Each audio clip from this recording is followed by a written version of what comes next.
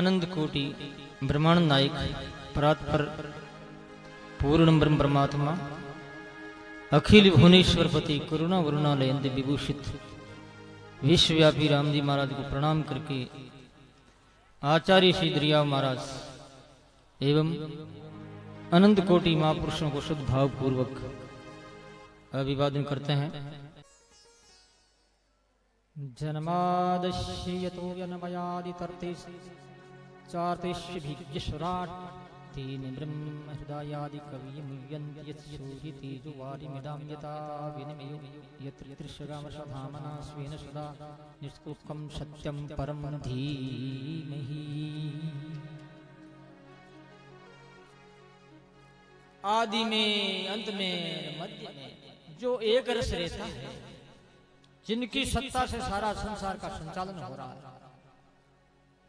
कोई खा रहा है तो कोई पी रहा है, किन्हीं की वृद्धि हो रही है तो कोई मर रहा है तो कोई जन्म ले रहा है। ये क्रम सारा का सारा हो रहा है उसकी सत्ता से। ऐसा जो परमात्मा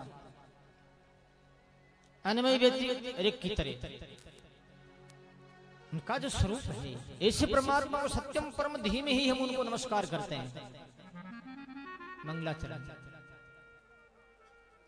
भागवत में धीम ही सत्य 3 बार आया है, पहले मध्य में और अंत में। पहले सत्यवर्तम सत्य परम आया, अभी जो मैंने बोला। और बीच में क्या है, जब भगवान कृष्ण गर्भ में थे, भगवान तो क्या गर्भ में ठहरे, यानी भगवान का तेज था देवकी के गर्भ, देव की जेल में थी। उस समय देवता लोग पुरुष सूक्त से गर्भ स्तुति करने लगे। सत्यवर्तम सत्य परम त्रिसत्यम सत्य योनिम नीतम सत्य सत्यमृत सत्य नेत्रम सत्यात्मकम ताम शरणम प्रपन्ना। ये बीचों बीच 10 वर्ष के अंदर। और अंत में क्या, केन यस्मै विभाषित मत ज्ञान प्रदीप पुरा तद्रूपेण च नारदाय मुरारी तब मेरे पाप होता सिर भारी। क्या मेरे विविध की बाता, विविध की बाता जोर के सोई अंग सुआ।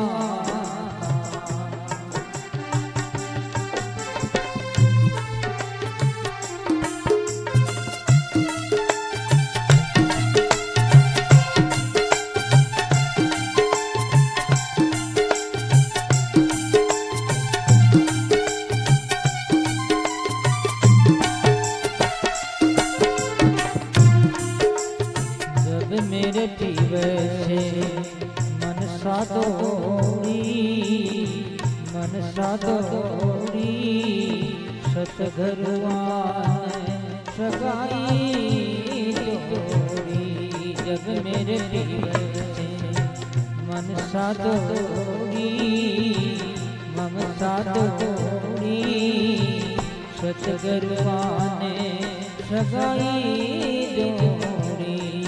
क्या के मेरे विविध की बाता, विविध की बाता जोर रहे सोई अंग सुहाता।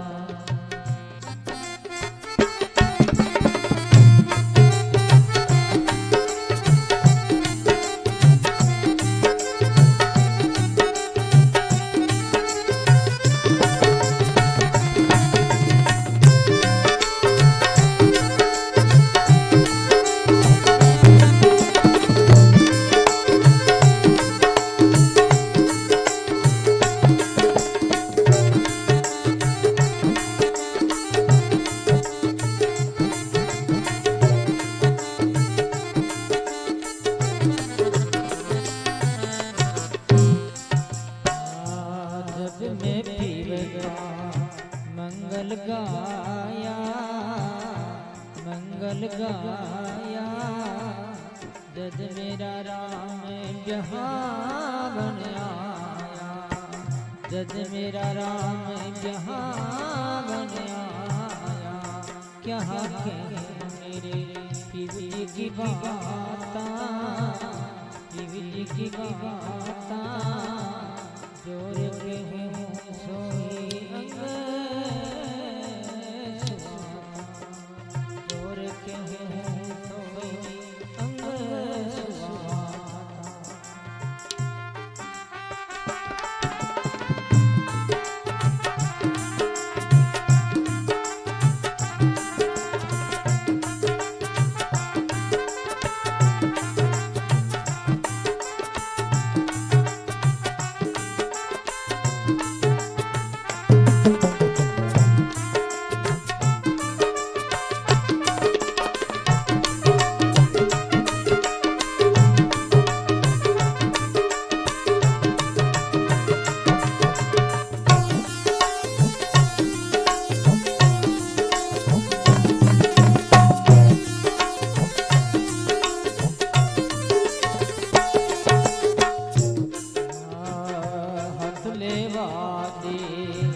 बेटी संगा, बेटी संगा, तब मोहिनी बाए अंगा, तब मोहिनी बाए अंगा, क्या मेरे राम जी की बाता, राम जी की बाता, जोर के हूँ सोई अंग सुहाता।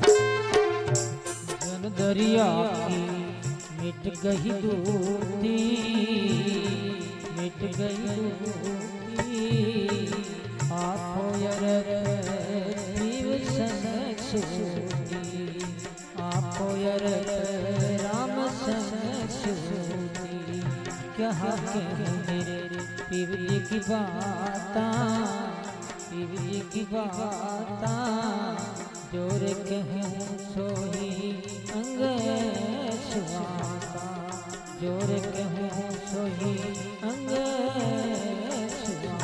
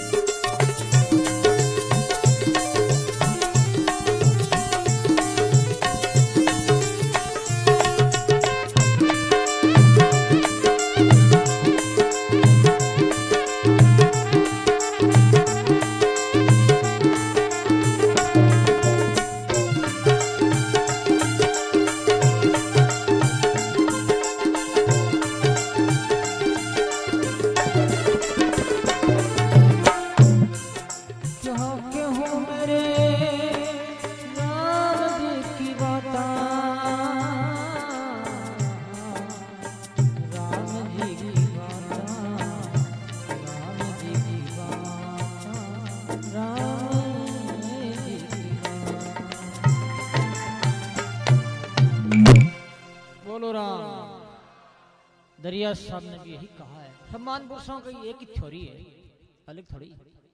कहा कहूँ मेरे प्यू की बात, जोर कहूँ सोई यंग सुभाता। जब मैं कन्या कंवारी थी, मेरे पापों का भार बोझ लदा हुआ था। शादी हुई मेरी परमात्मा के साथ, मेरा बोझ उतर गया, यानी मेरा पाप खत्म हो गया।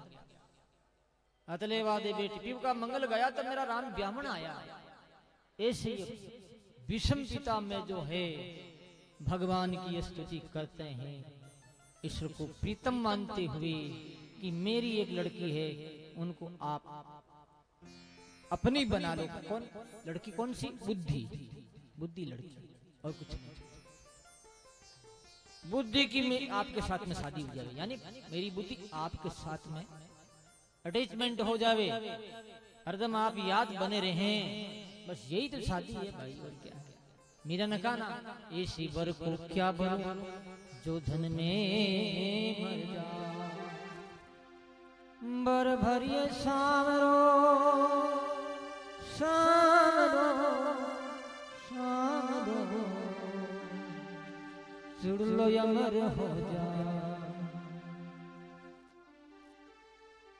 बराबर ये सामरो रे, फिर विधवा होनी नहीं पड़े है? एक जैसा, एक रूप, एक रंग, एक स्थिरता, ब्राह्मी प्रज्ञा, ऐसी पोजीशन प्राप्त हो जाती है। विषमविदा में का उत्तरायण आ गया था, शरीर छोड़ दिया कृष्ण के देखते देखते ही, और उनको लेकर के गंगा के किनारे दाह क्रिया संस्कार किया गया। जो प्रक्रिया थी वो पूरी की गई। भगवान श्याम सुंदर पधारे हस्तिनापुर। अब भगवान कृष्ण बोले भाई अब तो जाने दो। भगवान कृष्ण द्वारकाधीश द्वारका पधार रहे हैं, अर्जुन इत्यादि साथ में है। द्वारका पधारे, गांव के लोग आए, भगवान के चरणों में नमस्कार प्रणाम इत्यादि किया गया। जो प्रक्रिया बड़ो आदमी के साथ में होनी चाहिए वो हुई। और उसके बाद में घर पधारे, माँ बाप को नमस्कार किया। भगवान की रानियों ने भगवान श्याम सुंदर को प्राप्त किया और बड़ी मन में प्रसन्नता हुई। वियोग के जो दिन थे वो अब दूर हो गए, अब तो संयोग है ईश्वर का, ऐसे उनके मन में हर्ष हुआ। उसके बाद में परीक्षित का जन्म हुआ, जो उत्तरा के गर्भ में था, जिनकी जो है ज्योतिषियों ने ब्राह्मणों ने महिमा गाई कि ये ऐसा होगा, ऐसा होगा इत्यादि। नामकरण, जातकर्म, संस्कार, सृष्टि वाचन किया गया। उसके बाद कथा आती है, जो विदुर जी तीर्थों में गए थे और वापस लौटे हैं। विदुर जी ने देखा कि ये धृतराष्ट्र जो अंधा है, आंख से तो अंधा लेकिन मन से भी अंधा है। मन की आंख तो कम, बुद्धि की आंख तो होनी चाहिए, लेकिन इसकी ये भी आंख नहीं है। उनको समझाया गया कि अब छोड़ दो इस दुनिया को, इस सत्ता को। सत्ता तुम्हारे पास वैसे ही है नहीं, फिर भी सत्ता है कि मैं इनका चाचा हूँ। तो बोले मैं अंधा हूं कि क्या करूं? तो बोले कोई बात नहीं, मैं आपका हाथ पकड़ता हूं। और गंधारी ने क्या किया, उनका हाथ पकड़ लिया, चले गए सरोवर, सब धारा जो है गंगा जी की, वहां पर इनको छोड़ दिया। और वो आप खुद उनकी सेवा करने 5वें दिन में उनका शरीर शांत हो गया। गंधारी उनके शरीर को लेकर के सती हो गई इत्यादि आया गया। उसके बाद एक दिन जो है युधिष्ठिर महाराज ने देखा कि खून की बरसात हो रही है, भूकंप आ रहा है, चट्टानें गिर रही है, भयंकर तूफान आ रहा है, नहीं होने वाली अनहोनी हो रही है। लोग बड़ी चिंतित और त्रस्त है। गता सप्ता अधुना मासा भीमसेन तवानुज नायाति कश्यवा हेतुर्नहं वीरि मंदसा। युधिष्ठिर महाराज भीम से करे, भीम 7 महीना बीत गया और अर्जुन नहीं आया। तो अर्जुन जी द्वारका पधारे थे, भेजे भगवान कृष्ण और याद में कुशल क्षेम जानने के लिए भेजा था, आए नहीं। क्या बात हो रही है, ऐसी अपरिचित घटना घट रही है। इतने में अर्जुन पधार गए, बोल नहीं रहे, आंखों में आंसू पड़ रहे। युधिष्ठिर महाराज बोले क्यों नहीं बोल रहे, क्या बात, क्या हुआ? तो वो बोलेगे कृष्ण रूपी सूर्य का अंत हो गया, भगवान परम धाम पधार गए। येन में अपहृति विस्मापनम मिहित वंचितो हम महाराज हरिना बंधु रूपिणा।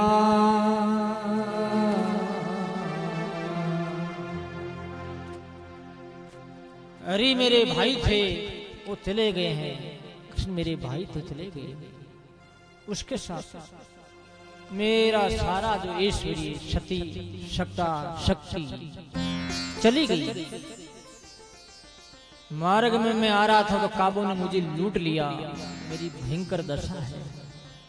कुंती ने सुना तो वो तत्काल ही शरीर छोड़ दिया। स्वर्ग चली गई, वैकुंठ चली गई। बोलो उसके बाद युधिष्ठिर महाराज ने देखा कलयुग तो है ही। अपने पोते परीक्षित को राजगद्दी पर बैठा दिया, राज्याभिषेक कर दिया गया और खुद आगे आगे उनके पीछे भीम, अर्जुन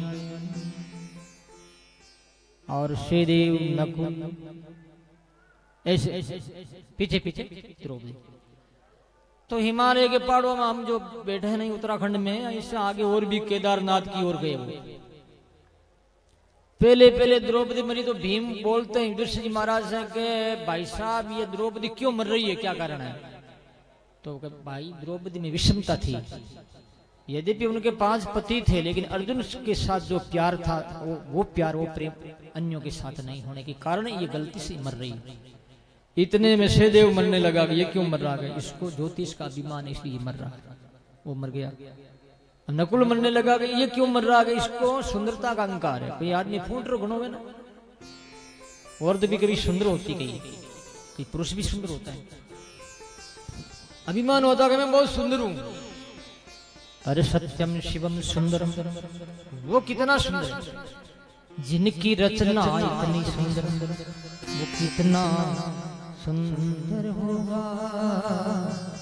नाम तुम्हारा तारनहारा, कब तेरा दर्शन होगा। जिनकी रचना इतनी सुंदर, वो कितना सुंदर होगा। जिनकी रचना इतनी सुंदर, वो कितना सुंदर है भाई। अरे इनको बनाने वाले को देखो ना, एक सुंदरता एक बूंद घिराई, कोटि कोटि ब्रह्मांड सुंदरता इस छवि में छा गया है। वो कितना सुंदर, क्या इनको देख के सुंदर। प्यारे भाई माता और बहनों, उस छवि को देखिए, इस प्यारे को, बनाने वाले को देखो ना, बनने वाले को क्या देखा, वो कितना सुंदरता का अभिमान था, उनका सिर छूट गया। अब अर्जुन शांत होने लगे कि ये क्यों मर रहा, तो अर्जुन को गांडी धनुष का अहंकार था इसलिए मर रहा, वो भी मर गया। भीम का शरीर भी हलचल होने लगा, हलचल हुई शरीर में, हिलने लगा कि मैं क्यों मर रहा हूं, कि तू ज्यादा खाता इसलिए, लाडू ज्यादा खाता, ज्यादा खाना भी ठीक नहीं, कम खा और गम खाओ। आदमी मरता नहीं, ज्यादा खा करके मर जाता है, कम खाने वाला नहीं मरता, याद रखना। गरीबों के हिंसा की मत खाओ, उनको बांट दो। कि नहीं महाराज मैं तो मनुष्य जन्म मिलेगा नहीं मिलेगा, भाई ने कहा कि मनुष्य जन्म मिलेगा नहीं मिलेगा महाराज, मजा कर ला। हाँ कर भाई।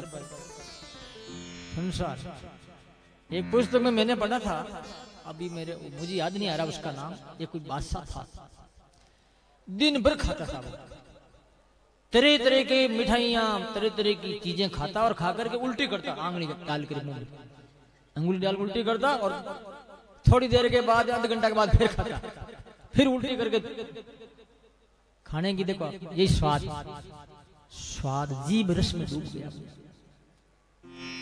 शब्द स्पर्श रूप रस गंध, ये तन्मात्रा, ये चोर है, ये दुनिया को जो है अपने जाल में फंसा रही। तो सजनों भीम बहुत खाता था कि इसलिए मरा, वो भी शांत हो गए। युधिष्ठिर महाराज से शरीर बोलो परम धाम पधारे, बोलो राम। अब यानी परीक्षित ने उत्तरा के लड़की इरावती के साथ शादी की। उनके जन्म में ज्यादा 4 लड़के भी, कलयुग उनको निग्रह किया। सूत जी महाराज, सोनक जी पूछे महाराज उसको निग्रह क्यों किया? सूत जी महाराज कह रहे हैं कि एक बार जब उनको पता लगा कि अपने राज्य में कोई गड़बड़ी होने वाली है, तो वो रथ पर बैठ करके जाने लगे। गांव गांव में लोग उठाकर छोटे लोग जो उनसे सामंत राजा उनको भेंट देने लगे। आगे सरस्वती नदी के किनारे 3 पैर जिनके टूटे हुए हैं, ऐसे बेल रूपधारी धर्म और गाय रूपधारी पृथ्वी, गौ के आंखों में आंसू निकल रहे हैं, रो रही है। धर्म पूछता है, बेल पूछता है कि माँ तुम क्यों रो रही है? वो कहती मैं इसलिए रो रही हूँ, लोग दुराचार हो गए हैं, लोगों में कई प्रकार की शास्त्र विपरीत प्रक्रियाएं प्रारंभ हो गई है, इसलिए मुझे दुख है। लोग अपराध करते हैं, नहीं जाने क्या क्या करते हैं, अखबारों में आप पढ़ते हो, इसलिए मैं रो रही हूँ।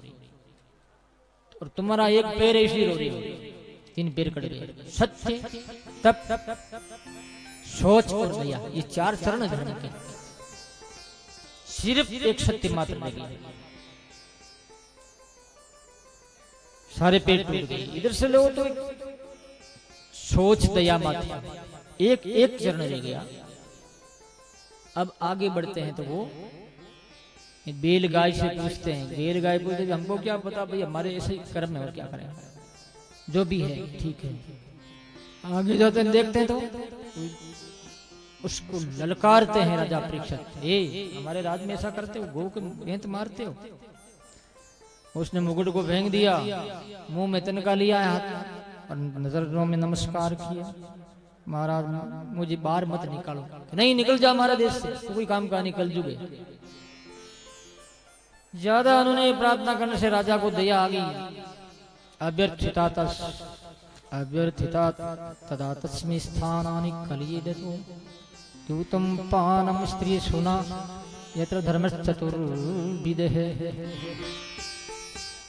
4 जगह दी। द्यूतम पान, जुआ खेलना, हिंसा करना, मदिरा पान करना, पर स्त्री, ये 4। फिर उसने मांगा सोना भी मुझे दे दो, तो सोना दे दिया 5। अब सोना में ये 4 चीजें रहती है। एक भाई मुझे मिला, करोड़ों रुपयों की प्रॉपर्टी है उसके पास, जमीन है। तो बात चली तो मैंने कहा क्या वो जमीन बेच दी? इतने में उसका लड़का बोल उठा बीच में, ये बात है करीब हुआ होगा मेरी समझ से, आज कितनी तारीख है? 7-10 दिन हुए। रामधाम रेण में बहुत बड़ा मेला लगता है वार्षिक, तो बोल पड़ा कि जमीन हम नहीं बेचते। बेटा क्यों, क्या बात है, क्यों नहीं बेचता? जमीन बेचेंगे तो पैसा हो जाएगा ज्यादा, तो दारू पिएंगे, मरेंगे बिना मौत। खाने की तो कोई कमी नहीं, रोटी की कमी नहीं, ज्यादा पैसा होगा ये करेंगे। ऐसा कहा। तो सोना का मतलब गलत काम लोग कब करते हैं? जब पैसा बहुत ज्यादा हो जाता तब। गरीब क्या करेगा? जो पेट ही नहीं भर रहा तो वो क्या करेगा? ये तो ड्रिंकिंग करेगा, पता नहीं क्या क्या नशा है। कई आत्महत्या कर ली राजस्थान में छोकरों ने, जवान जवान लड़कों ने। हीरोइन वगैरह लेते हैं, वो बड़ा नशा हुआ है, उसमें मिला नहीं, चोरियां डाका डालने लग गए, आत्महत्या कर ली। क्या करें? कहां तक डाका डालेंगे? पकड़े गए, मारे गए, पीटे गए, बदनामी भी होती, परिवार की भी होती है। तो ऐसे वो नशाबाज हो गए छोकरे लोग, 15 साल के छोकरे, 16 साल के, 20 साल के। जिसे ही बता रहा हूं मैं, रेल की पटरियों पर जाकर के मरे, वो आत्महत्या की, गला में फांसी डाल करके आत्महत्या कर ली।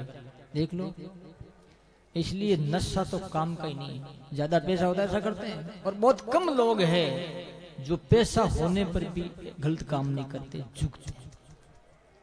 पैसे का सदुपयोग करते हैं कि भाई धर्म के काम में लगा हो, सत्संग है, भजन है, गरीब है, देश की, राष्ट्र की, समाज की सेवा करें, वो मान व्यक्ति है। तो ये दे दिया सोना भी। सोना में चारों रहते हैं, दूध रहते हैं, ड्रिंकिंग रहता है इसमें, पर स्त्री रहती है इसमें, है जुआ इसमें रहता है। सोना में एक ही सोना में 4 रहते हैं, ये और भी दे दिए। एक दिन की बात है, राजा जो शिकार करने के लिए एक दिन ही गया, वो कभी रोज नहीं जाता था। बीड़ जंगल में चला गया तो वहां पर कोई पानी नहीं, प्यासा था। समीक नाम करके महात्मा का आश्रम देखा, वहां पर पधारे तो समीक महात्मा समाधि में डूबे हुए थे। बोले बाप जी पानी पिलाओ, मुझे प्यासा हूं। लेकिन वो पिला नहीं पाए, कारण क्या, उनको भान नहीं था कि कोई राजा बोल रहा है, आवाज भी नहीं सुन रहे थे। राजा को क्रोध आ गया कि ये मेरी अवहेलना करता है, मैं इनके द्वार पर आया हूं, इनके आश्रम में आया हूं, और मुझे पानी का तो पूछना दूर रहा, लेकिन कम से कम ये तो कह देना चाहिए था कि भाई तुम यहाँ बैठ आओ। राजा बैठिए। पास में मरा हुआ सर्प पड़ा और बाण के नोक से उठा करके समीक महात्मा के गले में डाल दिया। मानो राजा ने अपनी मृत्यु ही बुला ली। राजा चला। समीक का लड़का श्रृंगी ऋषि था, उसको पता लगा कि मेरे बाप के गले में सर्प डाल दिया। रोने लगा और हाथ में जल लेकर के उसने जल को अभिमंत्रित करके फेंका और बोला कि जिस शख्स ने मेरे बाप के गले में सर्प डाला है उसको आज से 7वें दिन तक्षक नाग डसेगा, तक्षक से उसकी मृत्यु होगी। भयंकर सर्प। और रोने लगा जोर जोर से। समीक की आंख खुल गई, समीक महात्मा की। समीक ऋषि बोले बेटा क्यों रो रहा, क्या बात? तो उसने घटना बताई, बहुत गलत किया तुमने, छोटी सी बात के लिए तुमने भयंकर श्राप दिया है बेटा, ये अच्छा नहीं हुआ। राजा के बिना शासन नहीं चलेगा, शासन नहीं चलेगा तो लोग डाकू हो जाएंगे, डाकू प्रजा को लूटेंगे, न्याय होगा। डंडा बिना पंडा नहीं मानता ना, डंडा चाहिए कानून का। हमारा शास्त्र जो है ये भी डंडा है, हम शास्त्र की बात में ये डंडा है। और इस डंडा की बात नहीं माने तो प्रशासन का डंडा खाओ, किसी किसी का तो खाना पड़ेगा। तो बेटर ये है कि इनका खा ले तो अच्छा। धर्म ग्रंथों का शास्त्र क्या कहता है, तस्मा शास्त्र प्रमाणम ते कार्य व्यवस्थित हो। क्या करना चाहिए क्या नहीं करना चाहिए गीता कहती है, भगवान कृष्ण कह रहे हैं शास्त्रों के अनुसार अपना जीवन बिताओ, सुखी होना चाहते हैं, नहीं तो दुख उठाना पड़ेगा। तो प्यारे भाई माता और बहनों, समीक ऋषि भगवान से प्रार्थना करता अपने बेटे के लिए कि इनकी गलती आप क्षमा कर दीजिए, बहुत गलत हुआ। और गौरव नाम करके ऋषि को भेज दिया, बटु ब्राह्मण को, कि जा तू राजा से ये संदेश कह देना कि वो अपने मृत्यु के पहले जो भी उपाय करे, साधना करे, माला फेरे, सूचना देना। ठीक है, जा सूचना दे देना। अब वो राजा अपने स्थान में पहुंचते हैं महल में, और वो मुकुट खोलते ही दूर करते ही राजा की भावना परिवर्तन आता है, पश्चाताप होने लगा कि मैंने बहुत गलत काम कर दिया, ऋषि के गले में सांप डाल दिया। तो जब मुकुट था उस समय में क्रोध आया, उसको बुद्धि मारी गई और मुकुट खोल दिया। ऐसे क्यों हो गया? वो मुकुट किसका था? महाभारत में आता है वो मुकुट था जरासंध के अत्याचार से सामंत राजाओं की हिंसा करके धन संग्रह करके उन धन का बनाया हुआ वो मुकुट था, गलत पैसे से बनाया हुआ था, इसलिए उनके मुकुट में हीरे जवाहरात लगे हुए थे। तो राजा कृष्ण ने मुकुट पहन लिया तो सोना मांगा ना, सोना, और सोना में घुस गया कलयुग। तब राजा की बुद्धि खराब हुआ, क्या करे? अब राजा प्रसाद कर दे। इतने वो गौरव आकर के ब्रह्मचारी जो भी उनके गुरु ने कहा वो संदेश राजा को सुना दिया। राजा बड़े प्रसन्न हुए और अपने जन्मेजय नाम करके लड़के को राजगद्दी दे दी और गंगा के किनारे आ गए। मैंने आपको शुरू में कहा था ना, जब जब विपत्ति आती, जब भी कोई कष्ट आता है, कोई ऐसा होता है मन के प्रतिकूल, ऐसी स्थिति में लोग भजन करने लग जाते हैं और वृद्ध अवस्था में तो गंगा के किनारे ही आते हैं। अरे मरने के बाद में तो आएगी गंगा में पड़ेगी, हड्डियां और काम पड़ेगी। इसको बेटर तो ये ठीक है कि पहले आ जाओ यहाँ, अगर की माला फेरो, आखिर गंगा जी में डालते नहीं डालते? गंगा जी जाओ भाई, गंगा जी जाओ। कितने हजारों किलोमीटर से लोग आते, विश्व के लोग आते हैं। ये विश्व भर में प्रसिद्ध है गंगा माँ, केवल भारत नहीं, कोई भी आओ ये सम है, शीतल है, किसी के लिए गर्म नहीं होता पानी, सबके लिए बराबर। कभी जात नहीं पूछती है कौन से जात का आया है, कोई भी आओ, किसी देश विशिष्ट का, समदृष्टि है ना इसकी। तो गंगा के किनारे आकर के हजारों ऋषि आगे जब बात सुनी कि राजा तो अब 7वें दिन जाने वाले हैं, सब लोग इकट्ठे हो गए। जन में जन बहुत सुंदर कुर्सी बना करके उन महापुरुषों ऋषियों के बीच में वो कुर्सी सिंहासन रख दिया कि मेरे पिताश्री को कोई ज्ञान सुनने वाला है, इनके जैसा कोई गुरु हो मान, उनके लिए ये आसन। वो पूछते हैं ऋषियों को, महाराज जिसकी आसन जल्दी मृत्यु होने वाली है और सदा, ये 2 प्रश्न किए उन्होंने। वैसे भागवत में 6 प्रश्न बताए हैं, मुख्य 2 ही प्रश्न है। मनुष्य को सदा क्या करना चाहिए, मृत्यु आती है उसको क्या करना चाहिए, 2 ही तो है और है क्या दुनिया में। तो सब ऋषि देखते रह गए, एक दूसरे से बात करने लगे, कानाफूसी होने लगी। क्या भाई कर्म योग से कल्याण होगा या भक्ति योग से, ज्ञान योग से, क्या किया जाए, इसके लिए क्या साधन चुना जाए। सब जी समझ की बाहर की बात हो गई, सबके समझ की बात की बात। इतने में जब ये हुआ, तत्रा भगवत भगवान व्यास पुत्रो बभूव विदृश्या कामटमान अनपेक्ष अलक्षलिंगो निलाभतुष्टो वृतिस्बालैर्बुधूत वेशः। भगवान की प्रेरणा से शुक मुनि 16 वर्ष की जिसकी उम्र है, कितनी उम्र है, 16 साल, ज्यादा नहीं। पीछे स्त्रियां दौड़ रही, बहुत सुंदर थे वो, बच्चे दौड़ रहे हैं, नागा बाबा कहते, कोपिन थी उनकी, खलकोपिन बनते, भाग्य बनते, खलकोपिन बनते। तो जाकर के वो सिंहासन पर बैठने लगे, लेकिन पहले ही सारे के सारे लोग उठ के खड़े हो गए, उनका स्वागत किया, विराजे हैं राधा कृष्ण, उनकी पूजा की और कहा, एक गुरु महाराज अधय पृच्छामि संसिदं योगिनां परमं गुरुं पुरुषसित कार्यं प्रियमाणस्य सर्वतः। हे महाराज, जिसकी मौत नजदीक आ जाती है उसे क्या करना चाहिए, सदैव सतत जो है जिंदगी में जिए, तब तक उनका क्या फर्ज होता है, क्या कर्तव्य होना चाहिए, किसके साथ में क्या बर्ताव करना चाहिए, जीवन सुखी रहे, वो दूसरों को भी सुखी और स्वयं भी सुखी। ऐसी व्यवस्था कैसे बना सकते हैं हम, ये पूछा उन्होंने। गुरु महाराज का आसरा लिया है भाई, मृत्यु के समय कोई काम नहीं आएगा।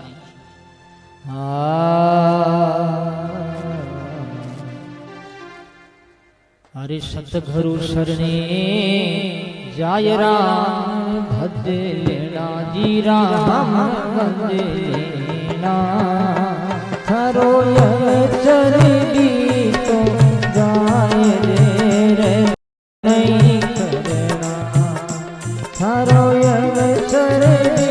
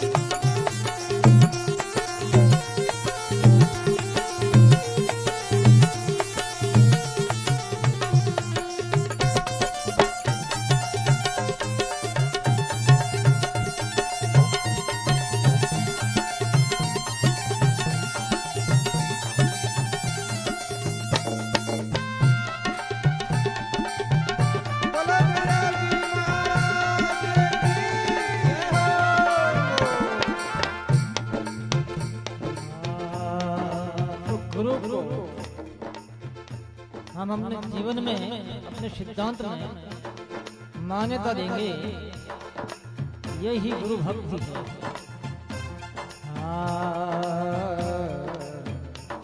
तेरी चारों पार गुरु का ले वो शरणा, गुरु का ले वो शरणा, सदा रे वो यादीन ध्यान री का धरना, सदा रे वो यादीन ध्यान री का धरना, सतगुरु चरणे जाय राम भज लेना रे राम भज लेना, तारो अवसर भी तो जाय देर नहीं करना, तेरा अवसर बीता जाए देर नहीं करना,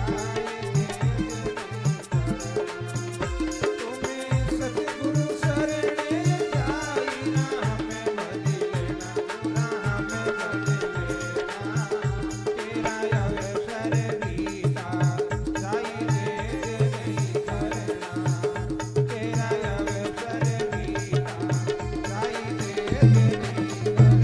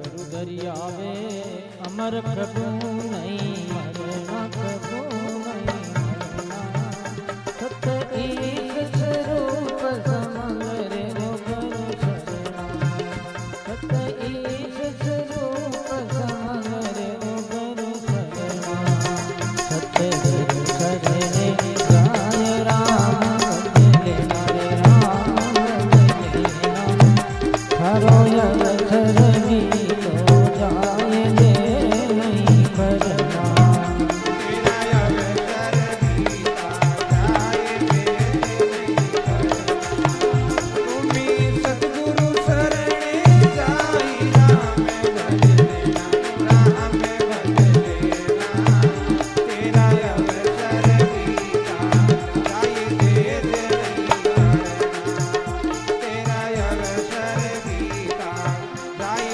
देर नहीं करना।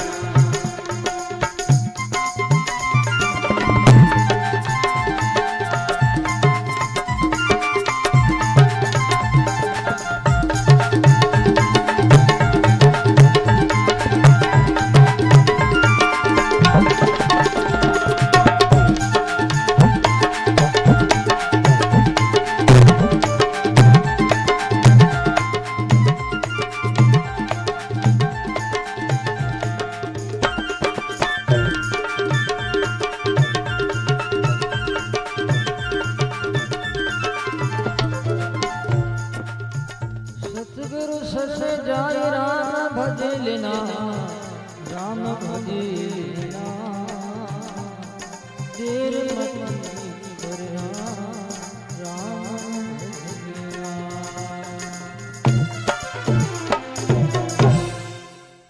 बोलो राम। आखिर मृत्यु अवश्यंभावी है और मृत्यु को समझना बहुत जरूरी है। मौत को जानना अति आवश्यक है।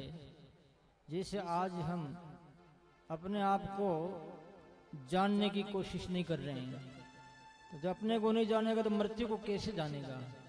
दूसरों को जानने की कोशिश कर रहा है, वो कैसा है, वो कैसी है, उसका व्यवहार कैसा है, खराब आदमी है, वो भाई खराब है इत्यादि जानने की कोशिश हो रही है। लेकिन आत्मा भाव से उनमें जो रम रहा है आत्मा परमात्मा, उनको जानने की कोशिश नहीं करते हैं। इस कारण से हम परमात्मा से पिछड़ गए।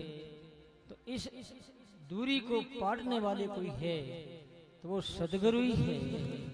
इसलिए मृत्यु को जानने के लिए, जनाने के लिए और मृत्यु से निर्भय होने के लिए ही सुखदेव जी महाराज पधारे हैं और उनसे वो प्रश्न करते हैं जिसकी मौत नजदीक आ जाती उसे क्या करना है और सदा आदमी को क्या करना है। बहुत सुंदर प्रश्न किया है। तो अधिकारी बनने के बाद में गुरु उपदेश देते हैं। अनधिकारी को उपदेश देने से उनका उपदेश निरर्थक हो जाता है, कोई काम का नहीं रहता। इसलिए महान पुरुष जो होते हैं वो अधिकारी को ही उपदेश देते हैं, साधना बताते हैं। तो योगी नाम परमम गुरुम कहाँ है? मंगलाचरण में तो योगी कहा है, यहाँ पर परमम गुरुम कह दिया। परम गुरुओं के भी गुरु है, योगियों के भी योगी है सुखदेव जी महाराज। तो आप सब जानते हैं, प्रभु कृपा करें हमें कथा सुनाएं। मृत्यु मेरी आज से 7 दिन है, आने वाली है। उसके पहले पहले मैं मृत्यु के चंगुल से यानी जो है भय से छूट जाऊं। मृत्यु तो शरीर की होगी और जब ये भावना बैठ जाती है जीवन में तो व्यक्ति निर्भय हो जाता है। आत्मा स्वयं सोचता कि मेरी मृत्यु होगी, वो तभी तो रोता आदमी। कितनी बार हमने शरीर छोड़ा, कितनी बार जन्म लिया है, इस दुनिया में आए हैं, फिर छोड़ के चले जाएंगे और पता नहीं कहाँ कहाँ हमारा जन्म होगा।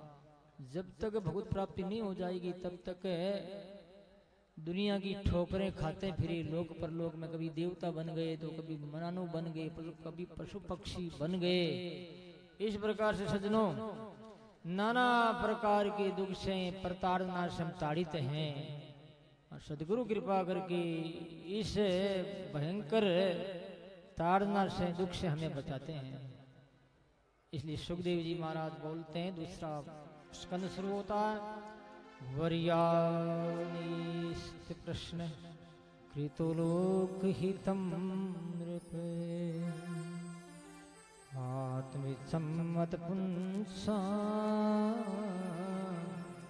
श्रोतव्यादिषु ये परे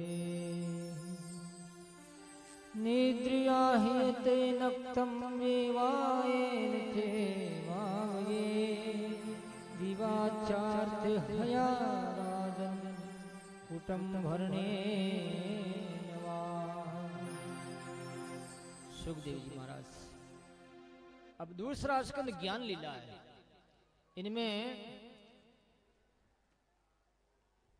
391 श्लोक है, 10 अध्याय है और ये ज्ञान लीला है। अधिकार मिला है शिष्य को तो अब ज्ञान दिया जाएगा गुरु के माध्यम से। गुरुदेव देंगे सुखदेव जी महाराज कि तुमने प्रश्न किया है राजन, वो खुद के लिए ही नहीं किया है, लोक कल्याण के लिए किया है। तो ये भागवत भागीरथी केवल परीक्षित का ही कल्याण किया ऐसी बात नहीं। पता नहीं जाना ये चलती फिरती गंगा ऐसी है कि गांव गांव में, नगर नगर में, घर घर में जाकर के लोगों का कल्याण कर रही है। ये गंगा मैया तो एक जगह ही चल रही है, लेकिन ये कथा रूपी गंगा तो अपने स्वयं ही जा करके कृपा करके जीवों का भला करती। तो इससे लोक हित कितना हुआ। वर्यानेष्ट प्रश्न कृतो, हे नृप हे राजन, बहुत सुंदर प्रश्न किया आपने। आज दुनिया के लोग निद्रिया हरियत नक्तम विवाहन से वाह, ये रात में नींद लेते हैं, भोग भोगते हैं दुनिया का, और दिन में बच्चों का पालन करते हैं, धन कमाती। 2 काम सीखे, 2 काम के अलावा लोग नहीं जानते। इससे आगे बढ़ता है कोई यही, और क्या, खाओ कमाओ। तो देहि पत्यकलत्रादिषु आत्मक्षेणेषु असस्वति तेषां परमतो निधनं पश्यन्नपि न पश्यति। इतना मतवाला हो गया वो आदमी, अपनी औरत को और बेटों को पोतों को देख देख करके जी रहा है। प्रमथन अहंकार में डूबा जा रहा है। मतवाला हो गया, जैसे कोई हाथी को मद चढ़ जाता है और मतवाला हो जाता है, उनके पैरों में आता है, वो मर जाता है। ऐसे मद में ये नहीं जानता कि मेरी मौत होने, प्रमथन जो मृत्यु को देख करके भी स्वयं नहीं सोचता कि मुझे मरना पड़ेगा। पश्चिम पश्चिम देख तो अभी नहीं देख रहा।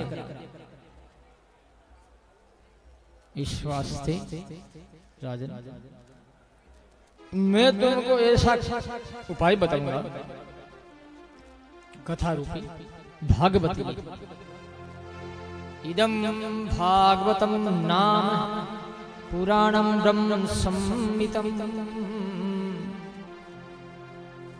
अधीतवान् द्वापरादो पितुर्दीपायन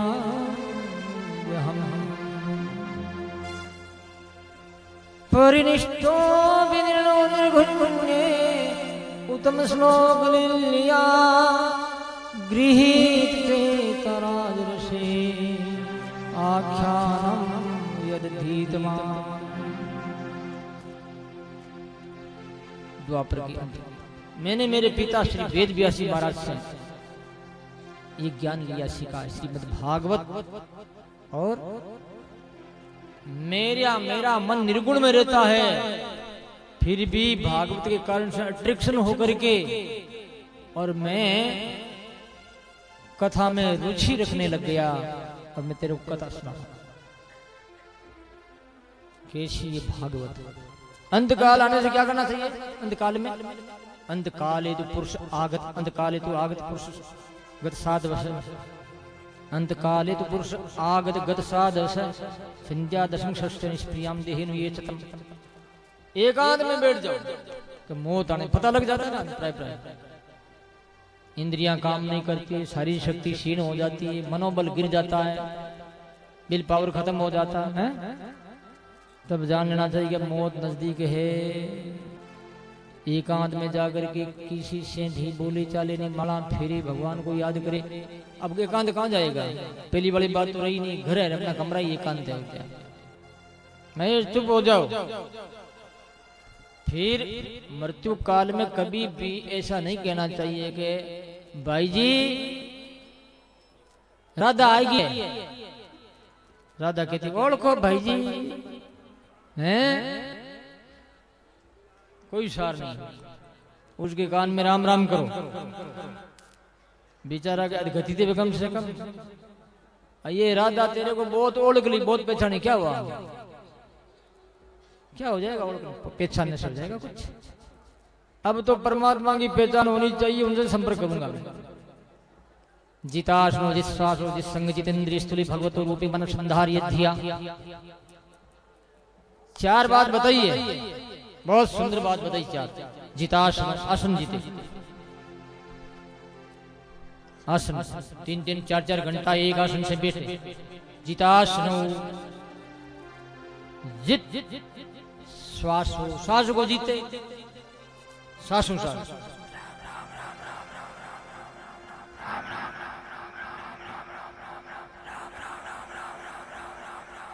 जित श्वास, जित संग, गलत लोगों का संग नहीं करे। जित इंद्रिय, इंद्रियों को जीते। अस्तुले भगवतो रूपी, अस्तुल विराट रूप परमात्मा का ध्यान करे। विराट रूप परमात्मा का ध्यान कैसे करे? पाताल में, रसातल में भगवान के पैर है, बीच का मध्य भाग रसातल में। अतल वितल सुतल तल मातल रसातल पाताल। और रसातल में पंजा और एडी। तलातल में गिरवे जो पैर के दोनों तरफ गांठ, ये। और महातल, तलातल कहते हैं पिंडी को, अतल वितल सुतल, और जांग कहते हैं अतल वितल को। पेड़ू कहते भूतल, पेड़ू भूतल, हृदय स्वर्ग लोग, कंठमेर लोग, मुंह जन लोग, ललाट तप लोग, मस्तिष्क सत्य। जो भी तुम मानो सब एक ईश्वर विराट रूप में ही है, सब जगह वही है, उसके सिवाय कुछ नहीं है। पहाड़ भगवान की हड्डियां हैं और ये बड़े बड़े पेड़ वगैरह पौधे ये भगवान के रोम है, समझे। ऐसे कर विराट रूप परमात्मा और सूक्ष्म रूप भगवान का भी ध्यान बताया। सूक्ष्म ध्यान क्या है कि अपने हृदय कमल में जो कमल है उल्टा और सुलटा हो गया, भगवान विष्णु का ध्यान, चतुर्भुज रूपधारी। भागवत में कहा कोई राम राम का ध्यान करते हैं, कोई कृष्ण का, जो जिसको अच्छा लगे करते रहो, ये ध्यान बताया गया। और कर्म मुक्ति सद्य मुक्ति, धीरे धीरे 84 से निकल करके अंत्यज में जो करते करते ब्राह्मण विद्वान करते, इस प्रकार से आगे जाकर के मान पुरुष ये कर्म मुक्ति हुई। और किसी भी योनि में कैसा भी व्यक्ति है और सही उसका छूट गया, भगवत प्राप्ति हो गई, तो उसको साधना मात्र से हो जाती है। उसको दूसरी योनि लेने की जरूरत नहीं है कि अमुक ब्राह्मण ही बने। कोई भी जाति में बहुत ज्यादा भजन करता है तो उसी जाति से उसका कल्याण हो जाता है। ये सद्य मुक्ति हुई। सद्य मुक्ति और कर्म मुक्ति का संक्षिप्त में वर्णन किया। अब हो गया समय, 5 बज गए ना, तो यहाँ पर कथा का विश्राम, ईश्वरीय शब्दों को यहाँ विश्राम देते हैं। आज पहला दिन हुआ है। माताओं और बहनों से मेरा निवेदन है कि भाई ऐसा है, एक सूचना देता हूं मैं आपको कि आप सब भाई बहनों आपके संपर्क में है, जान पहचान के है,